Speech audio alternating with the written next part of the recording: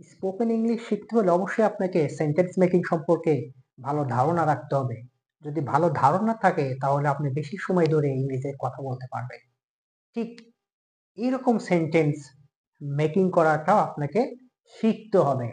চলুন জেনে নেই এই ধরনের সেন্টেন্স আমরা কিভাবে ইংরেজিতে তৈরি করতে পারি।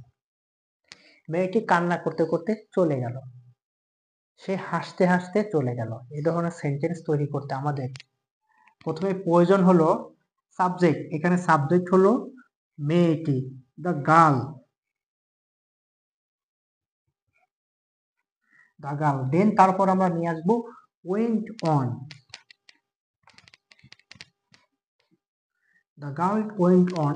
এই বাক্যটির যে মেইন ভার্ব হলো ক্রাই, কান্না করা। মেইন ভার্বের সঙ্গে আমরা কি করব? আইএনজি যুক্ত করব।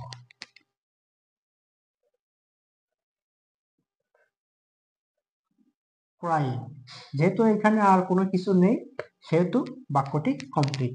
মেয়েটি কান্না করতে করতে চলে গেল। The girl went on crying. খুব সহজে কিন্তু আমি সেন্টেন্সটা মেকিং করলাম। আমি এবার একটা সেন্টেন্স বলবো। সে হাসতে হাসতে চলে গেল। এই সেন্টেন্সটি আপনারা মেকিং করে কমেন্টে জানাতে পারেন। আর অবশ্যই আমার চ্যানেলটিকে সাবস্ক্রাইব করবেন। ভালো লাগলে লাইক, কমেন্ট, শেয়ার করবেন। আল্লাহ হাফেজ।